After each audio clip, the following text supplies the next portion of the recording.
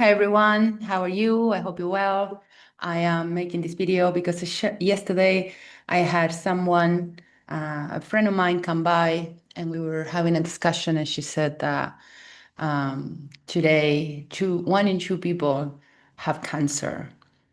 And it seems quite unbelievable, to be honest. It seems quite incredible to me. So I thought I'll make a little video with my ideas on cancer, being also third generation of breast cancer and uterus cancer, and having it quite present in my family during many generations. First of all, I want to say, obviously, I'm not a doctor, I'm not a physician. It's your own idea whether that is good or not. I do this for entertainment, and what I learn is through experimentation, not through studying, at least not in the typical way, professional way. Of course, we have to do disclaimers, but the reality is that um, professionals that gone through what I like to call the meat grinder, the college education, have been unfortunately indoctrinated to be drug dealers and sell drugs rather than heal people and help them. And I saw a post today and it was quite funny. It said, we all have that one conspiracy theorist friend who is trying harder to save your life than any doctor or any professional out there. To them, you're a number. And of course, you have all these friends that tell you all these things that you should try, but it's a bit difficult to understand and what to take and what not to take and why is this happening, right? One of the things that I learned in my dead doula training that really made an impact on me was the fact that we have this narrative around cancer, and it comes from the very institutions that are trying to deal with it, or at least they're asking for our money as donations in order to deal with it. Fight cancer, battle cancer, win against cancer. Gives the idea that your body is trying to kill you and you have to kill something in it that is producing something that is trying to destroy you. When nowadays, and when I say nowadays, I mean really ancient knowledge, is a disease is a sign of something, is a clue or something that is happening in your body that needs to be addressed. Normally, the disease is a very, very channel for healing.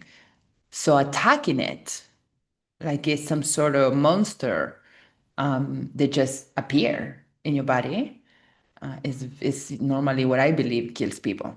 Is the mentality around it, the fear that that kind of thought can bring to your mind. So it's not something you fight. It's something you live with.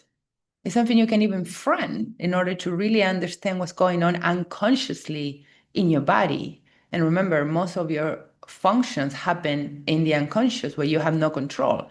So unless you understand why this came about, it will be very difficult to heal it.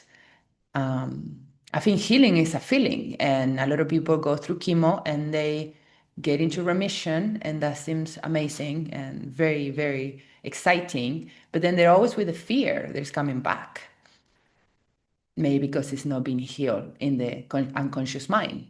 Uh, and you know it. You can just cut pieces of yourself and hope the problem is going to go away. The problem usually comes back 10 times fold. Um, One of the things I blame for a lot of the cancer going around is the lack of medical education people have, um, the lack of digging people do. And yes, obviously, I can blame doctors for that. You're the doctor, you're meant to tell me what's wrong with me. We can do that, of course. But it's your body at the end of the day. It's your responsibility to become educated in what's going on in your body. And no matter if you have cancer or no, this is the way of always knowing what's going on is by educating yourself in the things you need. Um, so it's very easy to blame doctors for this. But also, let's just be honest, sometimes they do, how can I say this, rehold information because of their belief systems or what is right and what's wrong. So if they want you to, for example, I have cases of women, they come with a BRCA test done, the genetic test to know if you're going to have breast cancer or no. My mother had breast cancer, my grandmother had breast cancer, and my great grandmother had breast cancer. On my other side, they have uterus cancer. So, of course, when this test came around, my mom was like, please, please have it done. And I'm like, I'm not going to have it done. And she's like, why not? I said, because I don't believe in it. I don't believe it's true. I believe the genes are like buttons and something activates them and something deactivates them. And just because I have a gene doesn't mean I am going to have it. That test doesn't really prove that you're going to have it. It means you have a tendency to have it, which I already know that because I'm third generation cancer, breast cancer. So I don't need a test to tell me the gene is in the family. A test that costs thousands of euros sometimes. I don't know this day because I haven't checked, but when the time when my mom wanted me to do it was thousands of euros. So I'm like, no, I'm not going to have that. First of all, it's not going to solve anything. It's going to get in my head. And third, what does that mean for my sisters? I'm going to scare everybody too. No, I wasn't having it. And, it came around with the whole Angelina Jolie having it done and getting the test and being like, "Ah, it will save you. Rip off your boobs. It's going to save you." No, it's not. It's not. And what doctors withhold from you is that your breasts are glands and your uterus has glands, which are called the ovaries. And they both very important for your feminine or for your body's health. They're connected. All your gland system is connected. You can understand how the chakras are connected in your body, right? Well, your chakras are glands. They segregate juices, and the juices keep you healthy. If you cut a piece of you off, obviously you're going to need hormonal replacement for that hormone that you no longer produce. But what they don't tell you is that once you take your breast, it's going to kill your uterus. There's no other way. It's going to have to turn into an operation where you take your uterus out. Now we have two compromised parts of your body, right? And it usually, very rarely, it stops there. If the cancer was going to develop to begin with, maybe it wasn't. But now we have no breast. So it doesn't matter if the cancer developed or not. You act as if it did. So you took your breast out and then you took your uterus out. And normally what follows is skin, bone, blood cancer. Because it feels to your body like you're not getting the message, right? And you keep cutting pieces of yourself instead of dealing with could be emotional, could be environmental, could be nutrition. Cancer has many, many forms. People want to know what cancer comes from and trying to find the one reason for it. I think it's just crazy. I think there's no point on doing that, right? Cancer exists because toxicities exist, being emotional, environmental, in the food, chemicals, is toxins in your body from different sources. Now, there's a lot of videos on Instagram. It's hard to know what is true or not, obviously. I don't believe the medical system half of the time, so I need to see with my intuition and think what feels right, what feels like this could be true and what doesn't. There are doctors that say that, for example, one you cannot get, for example, from breast cancer, migrating cells into your lungs. They cannot be metastases. The metastasis is not real, right? So metastasis means that cells from one organ, let's say your breast, have traveled through your bloodstream into another organ and created cancer there too. For example, your lungs, right? It's one of the most common things to happen. There are some scientists that say that there has never been found cancer cells in bloodstreams, like the cancer cells don't travel like that. I don't know if that's true or not, but one thing I know is that as soon as you have cancer, the first thing they do is a biopsy. And it seems logical to me to assume that if your body is gathering all this negativity around your body into one ball, let's call it a tumor, and then the first thing you do to it is to poke it and to cut piece open, that could have an effect on it. That could be something no ideal. And maybe that's what causes the metastasis, right? So, it is, again, intuition. Intuition. To me, that's feel like if I poke a piece of cancer that has been trying to contain all this toxicity in my body, it could metastasize. So I was very, how can I say, curious about this process that you go through if you go to a hospital and you follow the normal routine about this metastasis thing. I'm like, well, how did this work? I don't understand. How do they know these things? So I wanted to know more. And lucky today we have AI, so we can ask a lot of questions. When asking questions about these to AI, you have to understand that it's quite programmed to say the things that they were told to say, right? So you have to ask the right questions.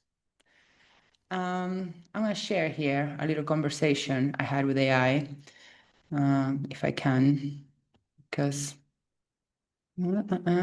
Um,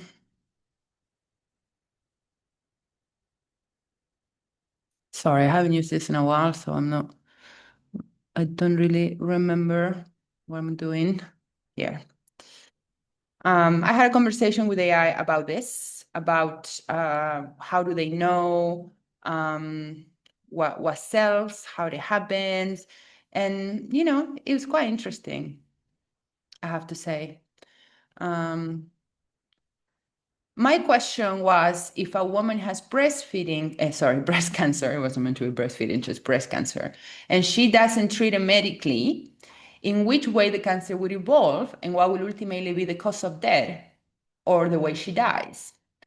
So breast cancer, obviously correcting me on breastfeeding, but here is the process. So local growth, the tumor in the breast continues to grow. It may ulcerate the skin, causing open wounds, infection, blah, blah. The cancer often spreads to nearby lymph, especially the armpits. It can invade the chest, lymphatic blockage, bone metastasis, lung metastasis, we were talking before, no? It can spread around your body and create these other types of cancers. Ultimately, the cause of death is organ failure or complication of metastasis. Obviously, other organs getting cancer means that those organs will fail. The breast is a little bit less necessary to the whole function of the body, but obviously the lungs and the kidneys are way more important than to keep your body alive, I mean. So obviously it can go in different times depending the aggressiveness of the tumor, blah, blah. So my question after was, what happens with this supposed breast cancer cells that travel through your body and then metastasize in other organs? So breast cancer cells, they're different to lung cancer cells. They say that because your idea is that there's only one type of cancer cell, right? And then you get cancer in your breast, and then that travels and it goes to your lungs, and you get cancer in your lungs. But no, apparently breast cancer cells are one type, lung cancer cells are another type, bone cancer cells are a different type. So they're all different types of cancer cells. So you can get breast cancer in your lung. Do you know what I mean? Like the metastasis is not the same. You can get lung cancer in your bone because it travels. That's what they tell us, right? So it's a cell of origin, breast cancer, and then the lung cancer. Different starting tissue, different biology. Okay, they're different. Molecular features. Here is the BRCA1, BRCA2, mutations of these genes, right? These are the genes that mutate on this breast cancer and lung cancer are called EGFR1, blah, blah. These different matters because they guide to target therapies. Target therapies works. So target therapies are very rare. Most of it is chemo and radiation, but apparently they're very important, right? Um, Receptors and treatments by the receptors, no? So here was my question. One second. Okay. So, sorry, my computer is a bit slow today. So the treatment, how they treat differently, breast cancer and lung cancer. This is what I'm comparing, right? So breast cancer, local treatment, surgery, removing the lump, and radiation therapy often follow surgery to reduce local. That's what my mother had. She had only radiation therapy because they caught, like she says, they caught it early. So because she had she had mammographies done like every 3 to 4 months, which in my opinion was the cause of her cancer. Um, but she thinks it saved her life. Systematic treatment, hormone receptors, hormone, then triple negative. This is chemotherapy and sometimes immunotherapy and chemotherapy. Bottom line is always chemotherapy, of course, right? And lung therapy, they have some differences here, then local treatment, surgery if possible, and then back to radiation, target therapy, immunotherapy, and chemotherapy. Very similar, you know. Why treatments differ, you know. Breast cancer has most hormones, you know, while lung cancer usually doesn't respond to hormone therapy.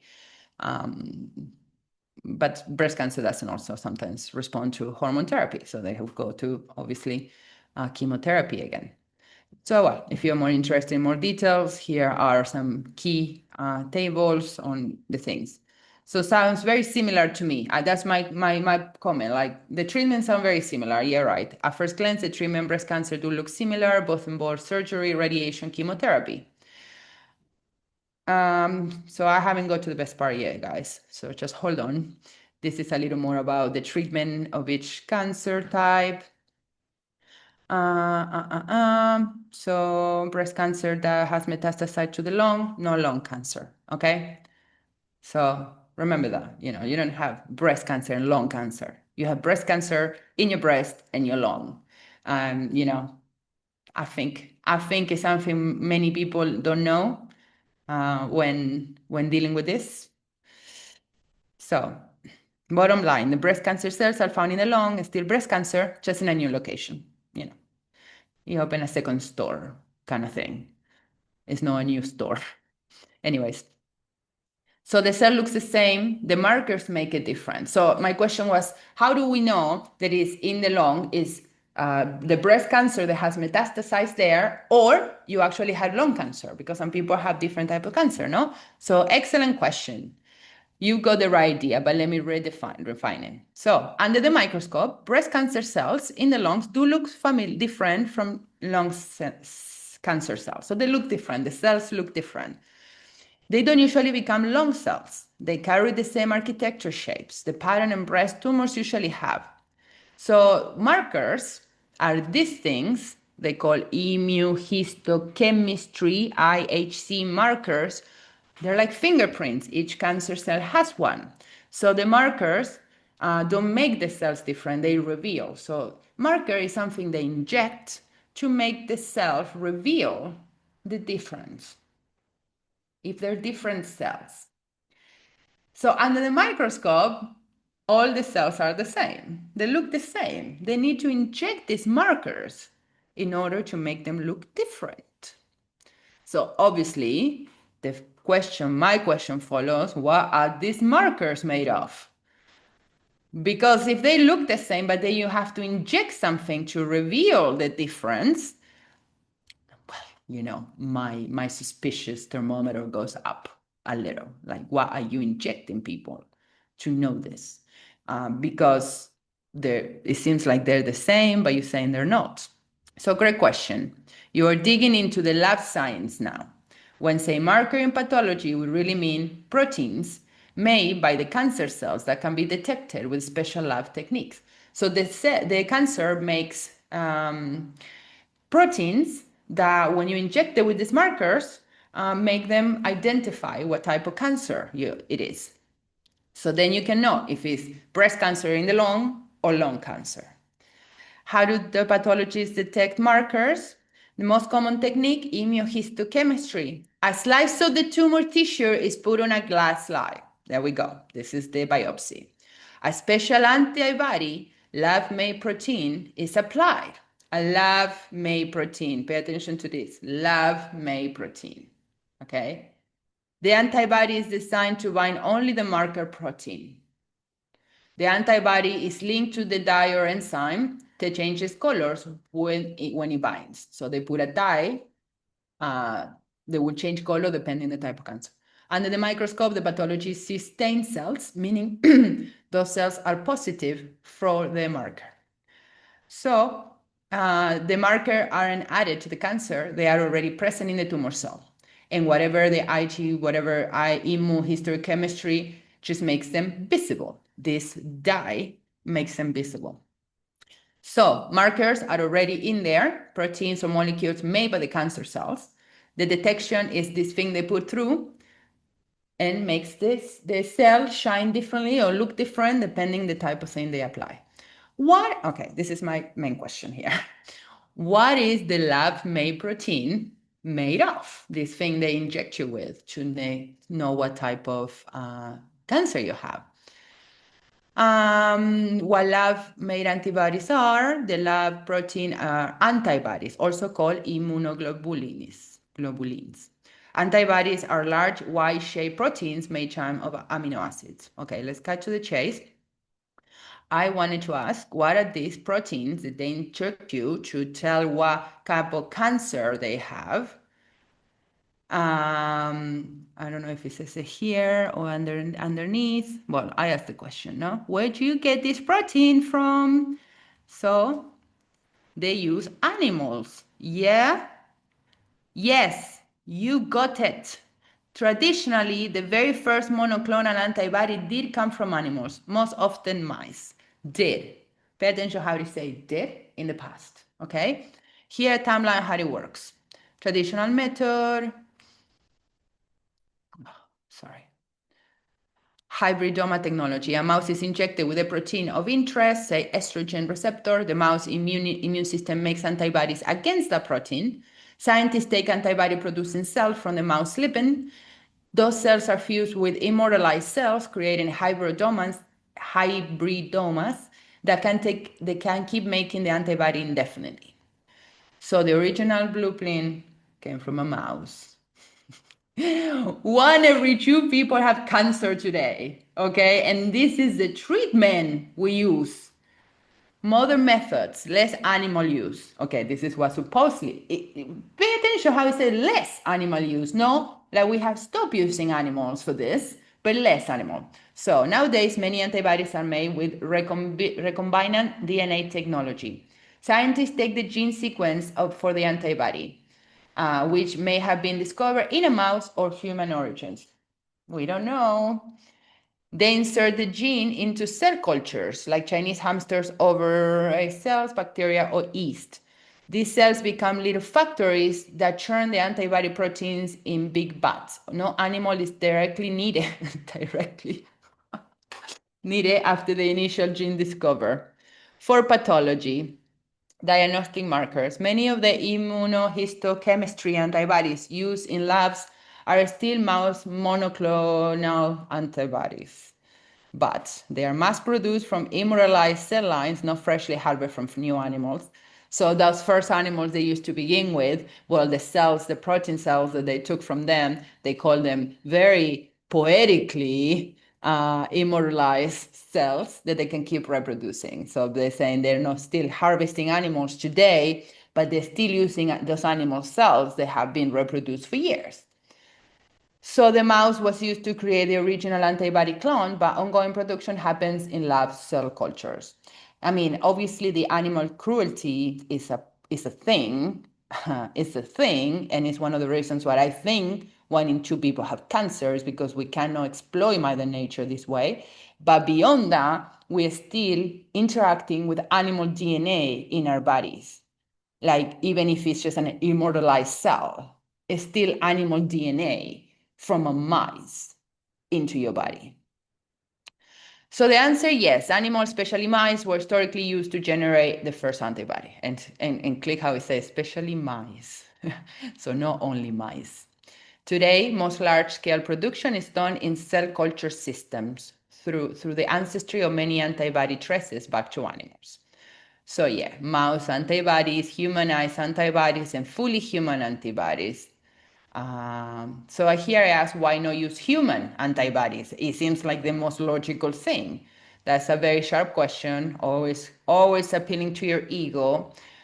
We do now, it says, but it was technically very hard at first.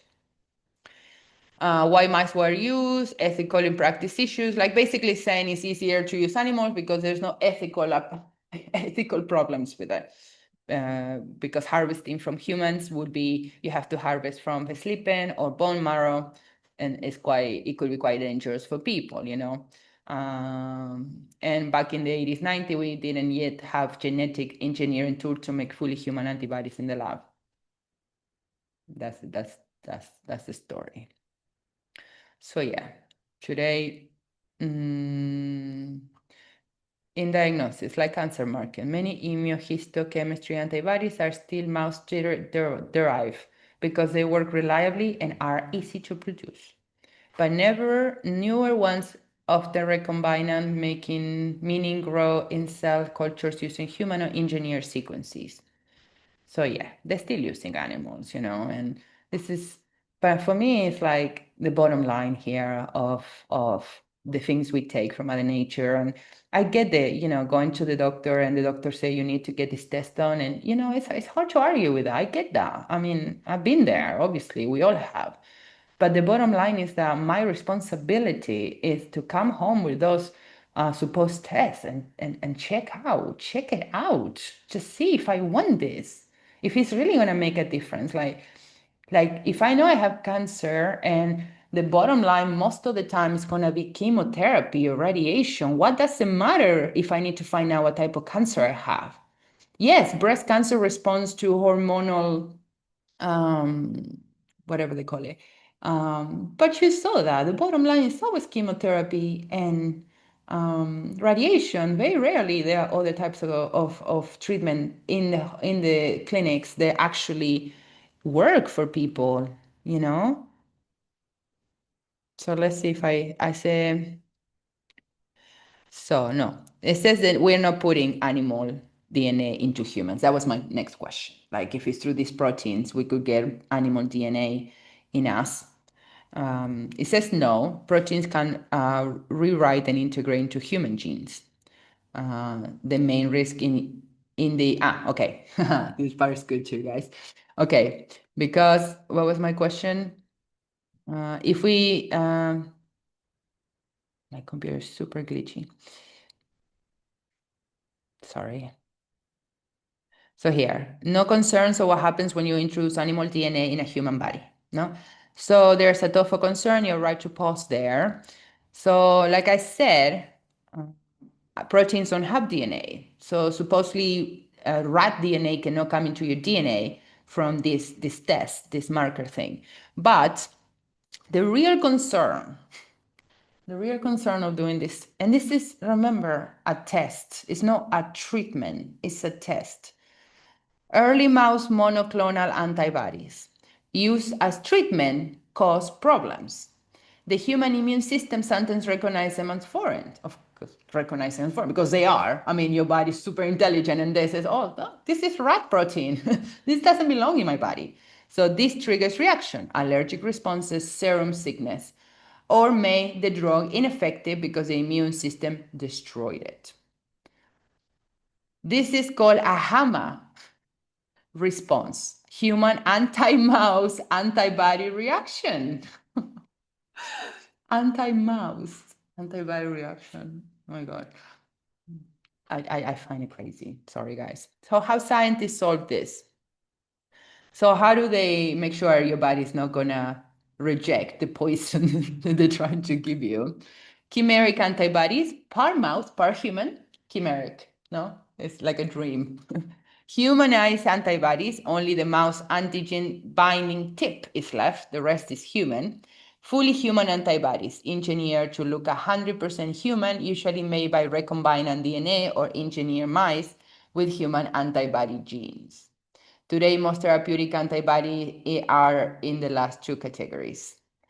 So, are we putting human DNA? No, but your body could very well reject this mice protein, and they're gonna give you something else, which I should look deeper into what else they give you, which was that, to make sure your body can resist that. Proteins don't contain DNA whatsoever. Exactly, proteins don't control. I was trying to understand a little bit more about proteins, how does it work. I get the proteins don't contain DNA because they're too small, but at the same time, it's like it's animal protein. What chemotherapy actually happens? I think then I went on asking about chemotherapy. What is chemotherapy made of? This was my next question. Great question. Chemotherapy actually means cytotoxic drugs, target therapies, or immunotherapies. What are they made of? Synthetic chemical compounds, small molecules, no protein like antibodies. Each class works in a different way and has its own chemistry. Major class: alkylating agents, antimetabolites, anthracyclines, plant alkaloids, natural product derived, and platinum-based drugs. Example: platinum metal atoms that bind and cross-link DNA. DNA can't unwind to replicate. Yeah, heavy metals, guys. Key points: organic compounds, metal. Okay, so chemotherapy is made of organic compounds and plants, metals, and natural derivatives designed to disrupt cell division. Most are small molecules, no protein, no DNA. Many originate in nature. Plants, bacteria, even metals. What metals? He's like, good follow-up. Leave me alone. So the metals that go into platinum compounds: cisplatin, carboplatin, oxyplatin. Arsenic. Arsenic. Wonder why people feel so sick on chemotherapy? Arsenic. You've heard arsenic, right? Works inducing cancer cell death, not just cancer cell. That's why you lose all your hair. Other metals, gold compounds, being tested. This is funny because gold actually is a good thing when it comes, but no mainstream. See, one of the greatest treatments that I have come into contact is colloidal gold. It's expensive and it's hard to find, but having used colloidal silver for so many years now and knowing the magical effects it has, I know colloidal gold is also a wonderful, wonderful thing to try when you have cancer. But says here being tested, but no mainstream yet because chemo makes more money and keeps people sick. Chemo makes you buy a whole other set of pharmaceuticals too, you understand? For the sickness, for the headache, for the this, for the that, it's not just for the chemotherapy. Key point: workhorse metal in chemotherapy today are platinum and arsenic. There are no proteins or DNA. And the plant bacteria they use are vinca alkaloids, bintricin, taxane, they're just plants. I looked them up. They're not that special. And bacteria-derived chemotherapy drugs, anthracyclines,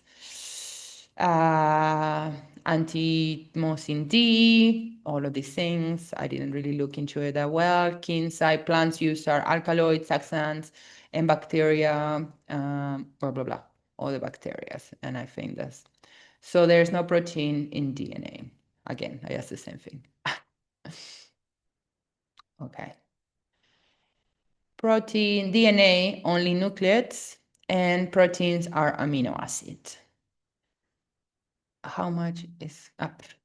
Okay, so I'm just asking about my holidays. Anyway, guys, I felt like I needed to share that, my research and my asking because it was kind of I was showing it to Neil, and it was kind of like, it's arsenic and it's high protein, and just having this absolute moment with my body when I was like, yeah, thank you. Thank you for making me aware of this. Like I said, I'm third generation or fourth generation breast cancer, and on my other side of the family is uterus cancer. And this obviously pops into my head quite often. What do I do if it comes to me? What would I do? Um, I have a lot of clients. Obviously, they're going through this. That we cook the meal, so I resource herbal stuff for them, mushroom stuff for them, and they ask. I don't always give my advice. Never, actually. Aside from saying you can eat this food or trying this tea, I don't give my advice because I feel like if you're already in the medical course, me telling you this is just going to make you afraid of the things you already done. So there's no point for me to scare people or preach on them if they have not yet encountered this information or even look for it themselves. Um, One of the first things that triggered me to do all the research I always can, well, obviously it was my thyroid, and there's all the videos on my library that you can look for why what happened with my thyroid. But when I was pregnant with my youngest son, I had a protein test done, and the doctors were quite mean, and I was only 24, and they said, oh, he's very big chance of coming with some genetic malformation and you need to have amniocentesis. And I was really scared. And I went on a like rabbit hole, and I downloaded the programs they use to test these things, to check these things. So I downloaded different programs from different hospitals around the world, and I entered the data they gave me. And yeah, in most programs, it will come out normal because I was also 24, so I was very young. And I went to a private doctor and I asked him why this, and look what they gave me. And he said, well, first of all, the bottom line here, if you have a child with Down syndrome, what would you do? And I said, oh, well, I will have it. And they said, well, then what you worry about? So that alone was like, okay, thank you. You explained that. And now I can see that. And second, he said, you're too young. And so I asked, why in here with these numbers they cut me at a risk level when other countries they don't? So because it's subjective, is there's no is whatever they want to cut in the number. It's the same with cholesterol. It's the same with this. It's whatever they feel like here. So if you are a little bit here, you have to buy our medicines and our prescriptions and our treatments and our tests.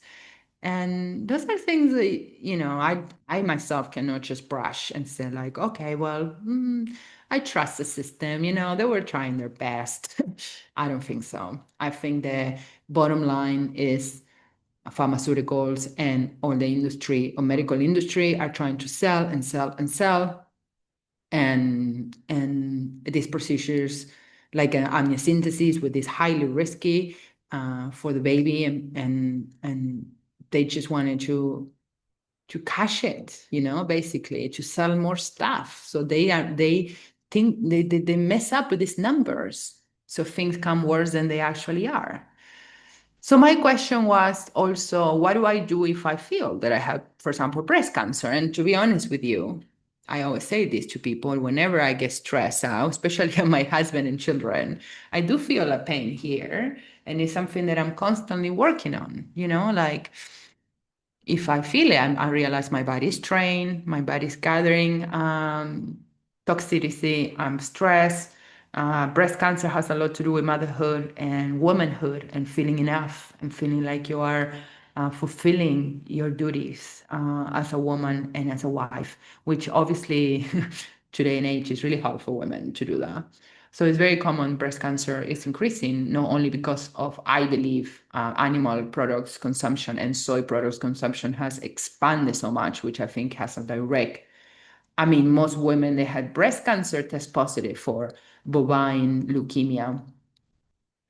Yeah, bovine leukemia, which is a cow cancer. And you're not meant to drink milk. I'm sorry, but we're not meant to drink the hormones of an animal that grows to a half a ton of kilos.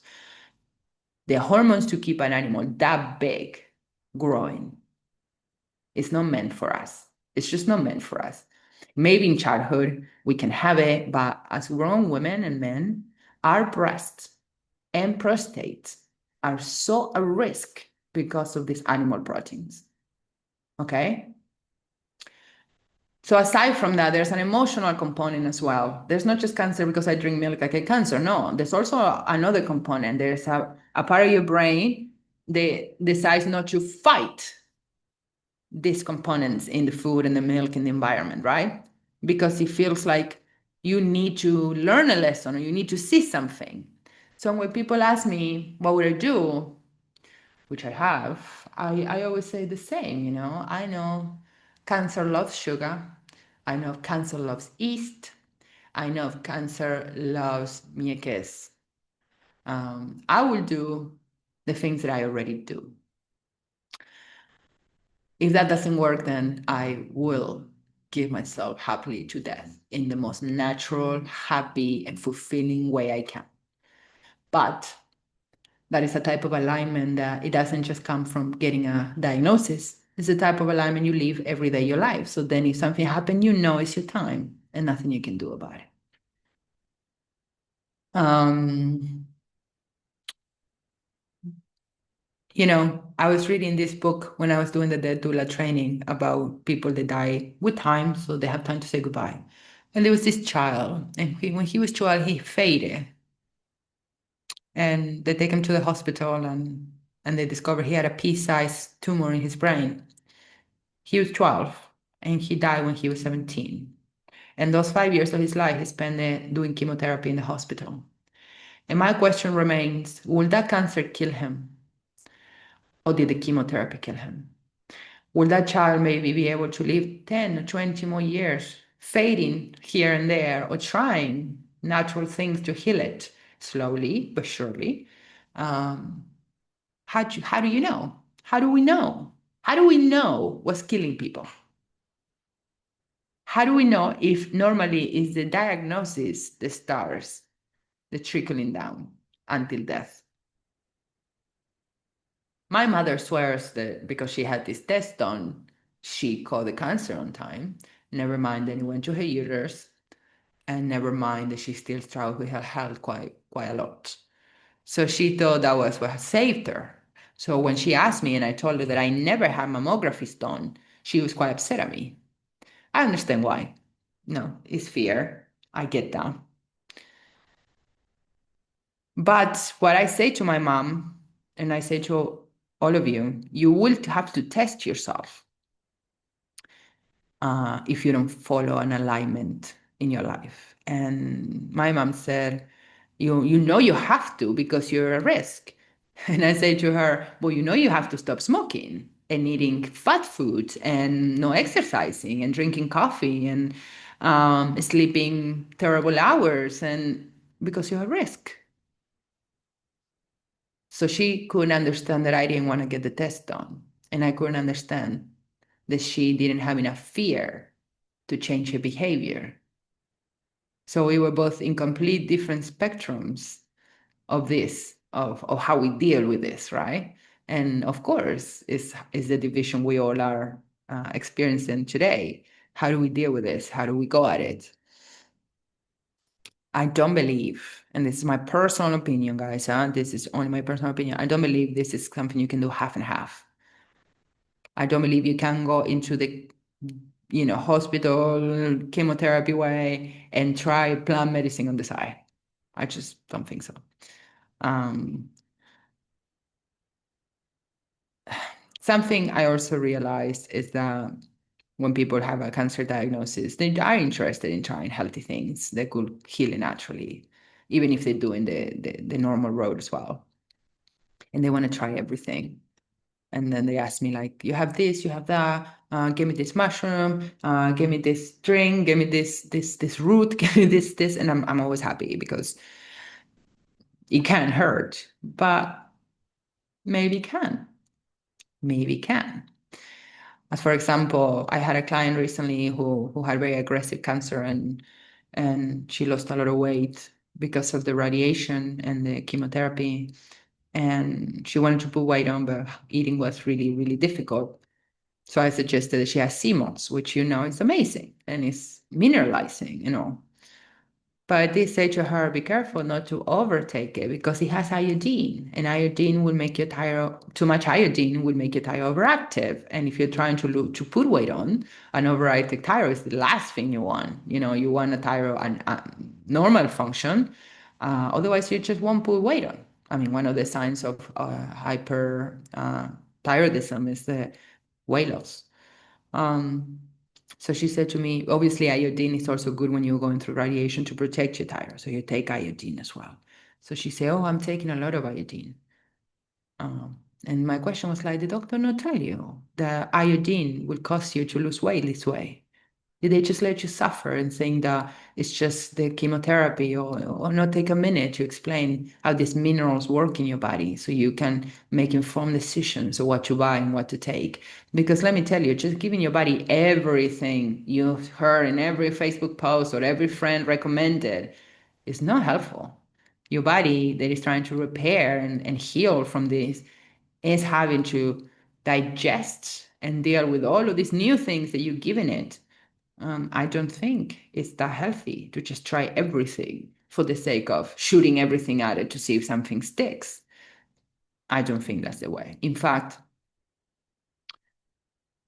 in front of cancer, I think fasting is a great solution because it works in a very similar way as chemotherapy, if you think about it. Yeah, it starves the cancer, it starves you too. Chemotherapy kills the cancer, it kills you too. Um, but with fasting, you have more control, right? Of what you do and what you eat and when you eat it. There's a lot of remedies that help with cancer. Obviously, most plants are antioxidants, so most plants will help with cancer. Um, some things that I would recommend people, and of course, this is what is coming to my consciousness. I'm sure there's a lot of things that I haven't even heard of before. They can be helpful as well. But highly antioxidant mushrooms and plants are really helpful, like turkey tail and chaga. Reishi helps your immune system, protects it, but also it helps because it calms your nervous system. So with a calm nervous system begins the healing. Your body can do the work. And let's shift the perception of that we need to kill the cancer or we need to treat or whatever, and put it into we need to let our body do its work. We need to remove all the obstacles that stop our body from doing its work. They already knows how to do. There's something blocking the way of the body. Let's remove that. One way is fasting because it removes the food. Another way is, like I said, all of these things that can relax your system, help you sleep better, help you eat better, help you relax, help you.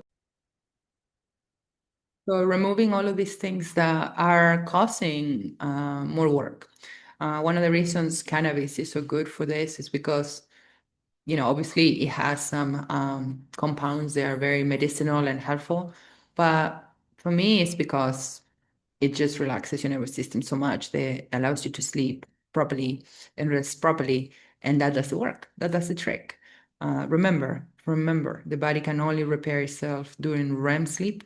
So sleep is one of the most important things. But obviously, when you're sick, sleep sometimes is a problem because you're stressed and you worry. Sometimes people are even scared of going to sleep when they're sick. Um, so reishi is a very potent as cannabis. As some other herbs, like valerian root, are very potent to help you gain good sleep. You need to have, I would say, you know, if I had cancer, I would sleep. I would try to sleep 10 to 12 hours a day, just to give my body that time out to do the work, because that's what the body needs, time out. Instead, sometimes people are having to get up and go to the hospital at 6, 7 in the morning for tests, and they can sleep at night because they're so stressed out, or they're taking medications that are making them sick, so they keep waking up in the night to throw up. Do you think that's really healing for your body? Do you think your body can recover if that's the situation it's in? I don't think so. I think it's so counterproductive. So obviously, good sleep, good rest, um, quality alkaline food. And here I like to touch Dr. Sevi's point of view. He says mucus is the cause of all disease. Reduce or get rid of the mucus, and you get rid of the disease. I believe that very much so. I think mucus is the first step. Mucus is the excess of acidity consumed in the food. So it generates this mucus, like snot, all over your body. In the points where your body starts accumulating mucus, that is the point where all the bad stuff is going to start gestating there. Let it be parasites, let it be, bacteria, illness, everything. I always in my workshops give the example of a pool. When you alkalinize it, it's nice and clean and crystal. And when you don't, it gets green and moldy and it creates all of these infestations and insects. And you are 90% water. So you have to clean yourself as if you were water. You have to alkalinize your body. Your body pH is 7, it's neutral. Your body is always going to try to keep the pH neutral as much as possible. But it can't really get rid of acidity that well. The water in your body will stay be 7, but there will be points in your body where you will accumulate mucus everywhere. And I mean everywhere, mucus can accumulate in your brain, it can accumulate in your cells, and there is a big talk now that cancer is actually parasites. And that is why there was this massive during COVID-19 when somebody came out and said you used a horse dewormer as a treatment and it worked. And I dare you to try to find ivermectin for yourself if you have cancer here. You won't be able to. It's a horse dewormer and it's not available for us. And let's just say, just because it's a horsey worm, it doesn't mean human can do it. I mean, there's no ibuprofen, and it's not different from what we take. It's just been marketed that way, so humans feel stupid taking it. But there are other ways that you can um, deparasite yourself. But if you come to a point of the people that are taking ivermectin for cancer, they don't say they get better. They do, but it's very slow. But it doesn't keep growing. It doesn't keep advancing. So that is something to look into if you're going through this parasites controls. Um, the thing with parasites is that there are some ways to check for them, mostly the ammoniac to see if they left residue in your body. But other than that, there's no way to check for all parasites. And so even if you get a doctor check, they may say, it's okay, you don't have parasites. It's not that. But, it doesn't really, you don't really know if it's true or not. So the question is, why are there 1 in 2 people having cancer these days when so much science has advanced to treat it? Like, look at all the things we just read through, all of these things that the doctors do, and all of the science they have come up with. And now there's more cancer than before. I mean, only an idiot, right? Only an idiot. But hey, let's follow with a positive note. Let's follow with what we can do um, to help ourselves. Well, like I said before, I think it's important to align your life with a healthy lifestyle that will give you the best chance to prevent any of this. And that is reduce meat consumption, reduce alcohol intake, reduce sugar intake, all the way if possible, reduce yeast intake, reduce acidic foods, the foods that cause mucus and then they cause cancer. That we can do on a physical level, right? Make sure we get good rest. Make sure we don't get stressed all the time. And make sure our bodies are, we are communicating with our bodies, either through meditation, sorry,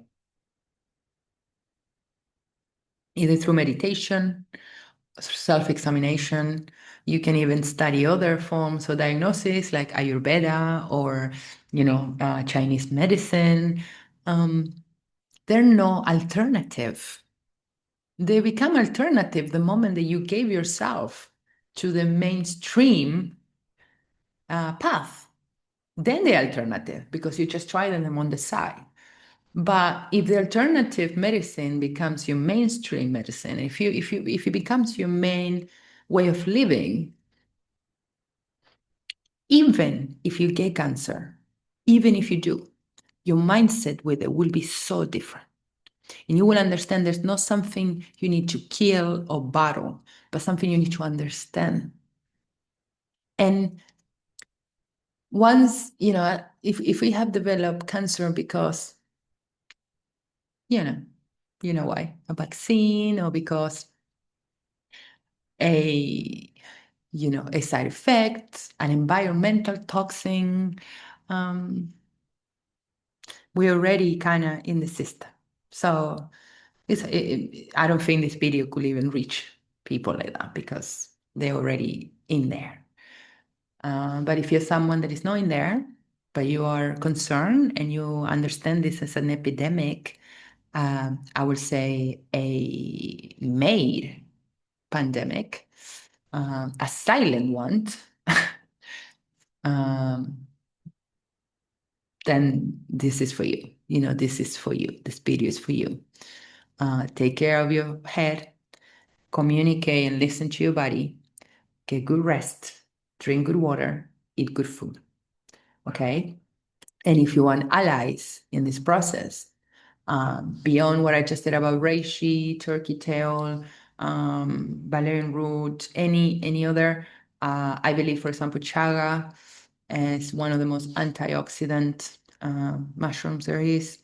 I love it. I think it's a really good thing I will take if I had cancer, which I take anyway.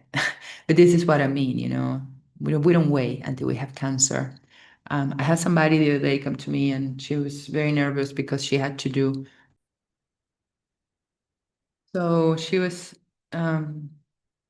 quite afraid of because she had a doctor's appointment with a gynecologist, and they have to check if she had a kyst, or something like that. I try not to say anything, but they asked me what I would do. So I will say the truth when I'm asked. Um, so I said, what I will do is assume that I have the kyst and then act as I would if I did. No wait for the diagnosis, but rather just act as if I had it and align myself with what would be needed if I did have it. And then the chances are like, maybe I don't have it, that's great. But if I do, I need a natural response to it. And that's what I would do. I always tell the story of my friend, another friend of mine who was very sick. She has an immune disease called sarcoidosis. Sarco is what we were looking before about the lungs, and it was in the lungs, and she was very sick, and they were talking about lung transplants, and it was really scary. She was kind of who introduced me to the alkaline path because she started doing this fasting and this herbal flushings and things like that. So so she did everything. She did what I would have done. She went fasting, she went plant-based, she had her herbs, she will exercise, she will do sweating sessions just to get all the toxins out. And about 2 years later, she called me and she was crying, happy, and she said the doctor said that they look like new lungs, like new people, and but they didn't let her get off the medicine. So she did anyway, but to this day, this was like 10 years ago. The doctor still believes she's taking her medicine, but she doesn't. She just tells them she does, so they get off her back and don't get in her head. But the reality is that she goes and gets her checks done and she's fine. So this is a way that obviously sometimes you need to use the medical to get what you have. Sometimes you do. I'm not going to say otherwise. But you can still have a choice. You don't need to do what they tell you all the time, especially if you don't feel informed enough of what the repercussions of the treatment are going to be and what information they're withholding from you to make an informed decision about what you want. All these questions I asked ChatGPT and all these things about animal proteins and things, I am not sure if doctors know this. I'm not entirely sure if they understand what they're giving people and how things work and how your body can. And let's remember, this is just a diagnosis.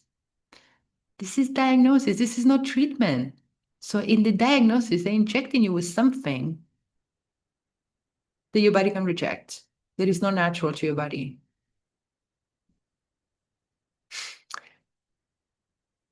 You know, I'll be called what you call it, a conspiracy theories because I don't trust these things. But if you told me that what the injection in the diagnosis was something that made it worse later in the cancer, I wouldn't be surprised. I wouldn't be in the slightly be surprised anymore. But again, to live in a positive note, I don't believe this is all negative. I don't believe this is all like they want to kill us, they want to sell us, they want to, destroy us. Maybe they do. Maybe they do. But my point of view is that this is our responsibility. This is our moment to wake up and realize it is always me.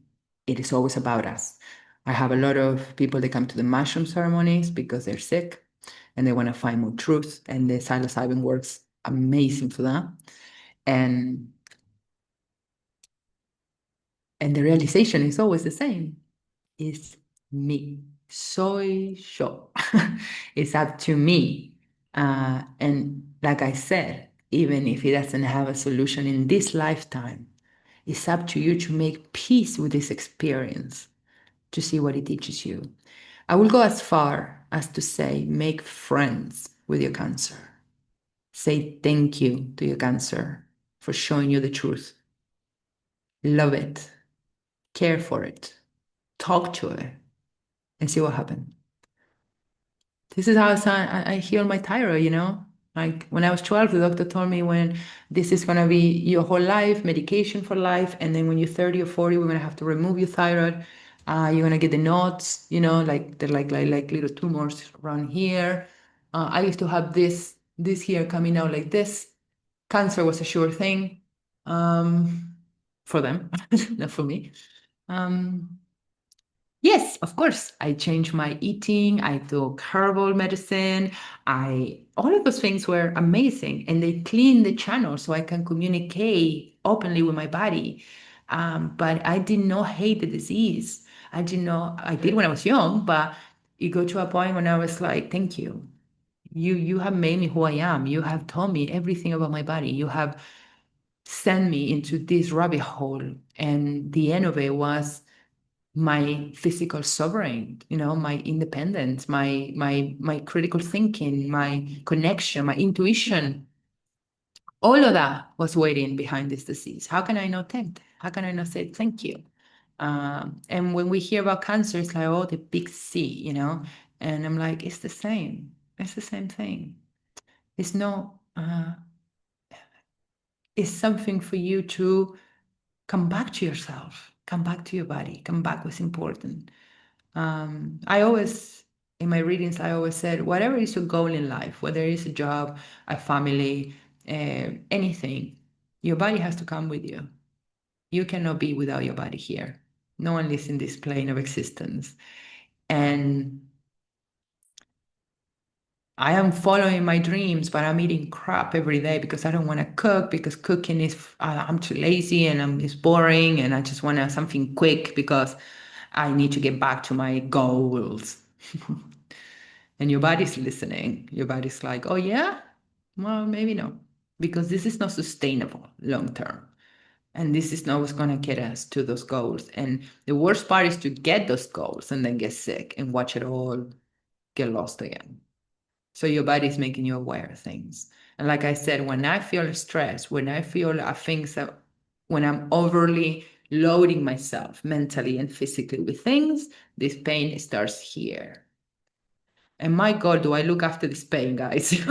I do entire rituals for this pain. I go on whenever it starts popping in, I know self-care day follows. Like I don't care what I have to do. I'll just go get a steam bath, and then I'll massage myself entirely, and I'll cream myself, and I'll, talk spells that are positive to myself, and I hold my breast up so it doesn't have to support away for a bit, and I just talk to it, and I say, I know it is so easy, and I know we have all this family baggage, this ancestral baggage with us. I know, you want to repeat the pattern. It's there. It's so easy to repeat that pattern. It's coming. It's flourishing. I can feel it. But these things I do feel. They said, but wait, I see you. You don't have to cause me more pain. I'm dealing with it. I changed the habit. I stopped smoking. I stopped fighting with my partner the way I used to. I stopped putting myself down when I didn't feel like I was good enough for my mother and cut myself some slack. I stopped criticizing myself. I stopped criticizing others. I stopped criticizing other women. I made peace with my mom. I made peace with my sisters. I made peace with my family history. I look into it. And I do feel this thing say to my breast of that tiny thing that wants to accumulate there. Like, I see you. I see you. I'm not ignoring you. I'm going to work with you on this because I know there's a lot to work on. It's not just my trauma, it's not just my weight, it's not just my thing, it's my entire family because they had it too. So it's coming through as genetic, right? This is breast cancer. When we're talking about colon cancer, we're talking about the same. It's stress, it's bad habits, it's a constant negativity. So the same goes. I see you, I feel you, I am with you. I am sorry that we're going through this, that you felt like you have to come through for me to pay attention to myself. It sounds very different than to say, I have to battle my cancer, I have to destroy my cancer, I have to kill it, amputate it. It sounds very different. And ultimately is what works. And T cells. And you can get T cells from cacao, which I drink lots of it. Instinctively, intuitively, we all drink lots. Women love cacao for many reasons. It has magnesium. It has so many good things, but it produces T cells in your marrow bone, which T cells are like this joker cells. They can turn into any cell, right? They're like magical cells that can go and turn into hair, into, brain cells. They can turn into heart cells. And you need so many of them. And you can get them from natural sources. You can also get them from other sources. Let's not go in there, okay? Let's just leave it here. But if anybody offers you T cells treatment, just research where they're coming from again. Don't just put them in you. That could be even a darker thing than mice T cells. But anyways, I hope this was helpful. I don't know if it was, but I hope so. And I hope that if you are dealing with this, or you know someone that is dealing with it, and you probably do, you are able to inspire them to see a bigger picture. Inspire them just to do a little research for themselves, if they can, and understand that we cannot put all our trust in the system. Okay, we can't, because there's business. It's no system. It's business, and they're putting pesticides in the food, and they're putting fluorine in the water, and they're putting heavy metals, and they're allowing corporations to sell garbage, toxic food to kids with toys in it, to sell it. We can't trust them. You can only trust your body and yourself. And I've been wanting to make this video for a long time, but somehow I resisted, and but I felt like it was important to open up about this and to talk about this because it's crazy the amount of people that are coming asking me for things. And what I found the craziest part of all is me having to explain to them how the body works. because nobody did. And again, not the health system we want, not the health system that we need. We need one that can sit with us and help us. But ultimately, self accountability is our responsibility to understand how things work, to understand our bodies and our minds and the unconscious side of ourselves that are causing us these diseases. I am not saying that because I do all this, I will not have cancer, but I'm saying that I've done everything I can to prevent it. And if it comes, I will take it as a life lesson and I will take it as, okay, this is something I have to go through. Um, I'll do it my way. I'll do it my way. I will not do white lights. So I will not go to a hospital because white lights are also, I didn't even touch white lights, but yeah, that's another issue. Big one. So anyway, guys, I'm gonna leave it here. I hope this was helpful. If you have any comments or if you want to reach out to me with any more information, or if you think some things that I say are fucking crazy, sorry, or or if you agree or you disagree or you have more information that we can share, I would love to hear from you. I would love to create more awareness on this, especially for women, especially because we are the first one to be told, get your breast out. And one of the alchemists that I love, that did a whole lot of astrochemistry that I really, really found really super insightful. He says something very short and very true. He says, one part of your body that's still in, you can heal it. When it's taken out, you can. And I believe by that premise, like even with my wisdom tooth, they're like, we need to take it out. I'm like, no, you don't. No, you don't. You're not gonna take my wisdom tooth. It's called a wisdom tooth, for God's sakes. Must be doing something, right?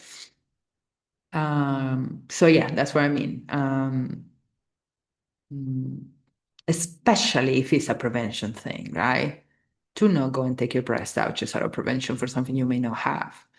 And watch your mammographies and watch your, I don't know what they call in English, we call them Papa Nicolaus, the test you get done on your uterus.